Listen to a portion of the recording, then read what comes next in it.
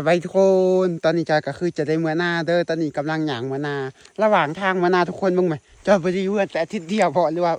ประมาณ10 มื้อนะจอยไปได้อยู่กันกลับมาหนึ่งหน้าแต่ละครอบครัวบ้างไหมข้าเจ้าพากันเฮ็ดสวนหมดแล้วเฮ็ดสวนปลูกผักของอันครอบครัวจอยแม่ของจอยก็เฮ็ดหมดเลยเฮ็ดสวนปลูกผักกาดปลูกผักอันหอมอย่างแนวในสวนปลูกไว้ประตองหดหนามตอนมื้อเสาร์มื้อนี้ฝนตกใส่ทุกคนบ้างไงเห็นผักเขาเริ่มออกแล้วตุ้งมาตะควายข้าเจ้าก็เอามาปล่อยอยู่ในทุ่งนาว่าแต่ผู้ใดก็คือกันเขายามเก็บเกี่ยวเขานาแล้วบ้านใจเขาเช็ดจังสิแหละเอาตัวควายมาปล่อยในทุ่งนา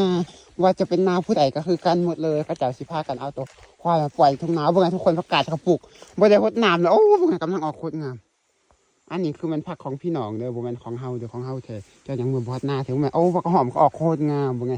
จังสิแหละอยู่บ้านใจคือปลูกผักกันทุกคนบ่ต้องพดน้ำเลยผักโคตรงามกำลังออกโอ้บ่ไงอันนี้มันผักของเขาเดี๋ยวผมเป็นของเฮามันเขาจะล้อมหัวจังสิปีที่แล้วเห็นแล้วเขาล้อมหัวนี่ทุกคนเขาล้อมหัวจังสิแหละหอดงามเขาอันผักเขากำลังงามกำลังจะได้กินตะควายเขาบุเขาหมดเกียงตับหัวว่าไงวินี่เขาล้อมหัวนี่เขาจิหลอดอีกว่าเป็นเขาต้องล้อมหัวอยู่แหละนะเวลาปลูกผักเนื่องจากว่าทุกๆครอบครัวเขาเจ้าก็คือแบบนี้มีหญ้ามีต้นเฟืองอย่างนี้เขาก็ปล่อยตะควายมากินหญ้าอยู่ในนาจนตะควายของพ่อแม่จอยอยู่ในห้วยเขาเจ้าหากเอามาหน้าเมื่อวันเมื่อซื่อนี่บอกแล้วมึงจะกระสิใจเบิ่งว่าเป็นจังไหนแน่ตอนนี้กำลังหยางมาหน้าทุกคนมาหอดหน้าแล้วเย็นน่ะมื้อนี้ผมมีแดดเนื่องจากว่ามื้อเสาร์ฝนตกแล้วก็มืดครึ้มนะมันแดดบอกกันนี่ก็รู้สึกดีอย่างหนึ่งเลยทุกคนแล้วก็แบบโอ้โหมาช่วงนี้คือรู้สึกเงียบสงบจังไหนวะคิดจะหอดอันบรรยากาศเก่าๆตอนที่เรายังหน่อยนะทุกคนมาแบบนี้ตอนสวดนี่มือไหนบอกเขาเงียนพากันเด็กหน่อยแล้วเป็นเด็กหน่อยมาเล่นในทุ่งนาคือแบบมวนแฮ่เราพอมาแบบนี้มาผู้เดียวแล้วรู้สึกแบบเงาจังไดโอ้โหมันฟ้ามืดครึ้มนะคันฟ้าแจ้งสว่างนี่ก็จะเป็นอีกแบบหนึ่งเลยแล้วอีกอย่างหน้าแต่ละครอบครัวนี่ก็คือจะมีตะควายอยู่แบบนี้นะมันก็คือแบบให้ไทยรู้สึกแบบแบบว่า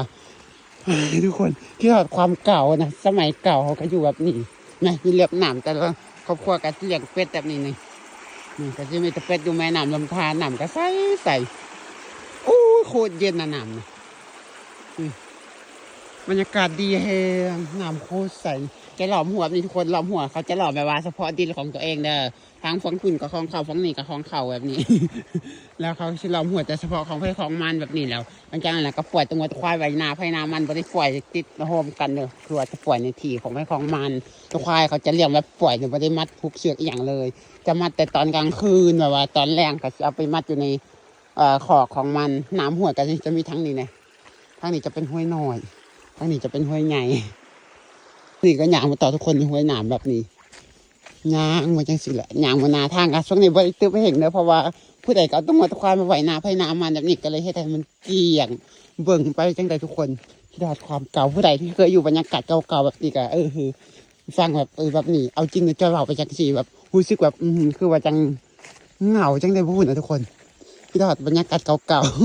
ๆถ้ามีเสียงเพลงสาวๆใส่เสียหายนี่นะทุกครอบครัวเนี่ยสวนแบบนั้นปลูกผักปลูกแนวกินแล้วในทุกครอบครัวได้เห็นดอกไม้ชนิดทุกคนจนพ่อแม่จะบอกว่ากินได้อยู่เดี๋ยวมื้อหน้าจะสิลองให้กินบ้างนี่ดอกไม้ชนิดนี้อันสีแดงนี่เขาบอกว่าให้กินแล้วคือใบม่วงว่าสันเดี๋ยวมื้อหน้าจะลองให้กินบ้างว่าเป็นจังไดมักมันแก้วที่เขาปลูกอันนี้กำลังเป็นของผู้ใดกำลังเป็นในมักมันแก้วช่วงนี้นะกองเฟืองอยู่ในทุ่งนากองเฟืองอันเขาไม่ได้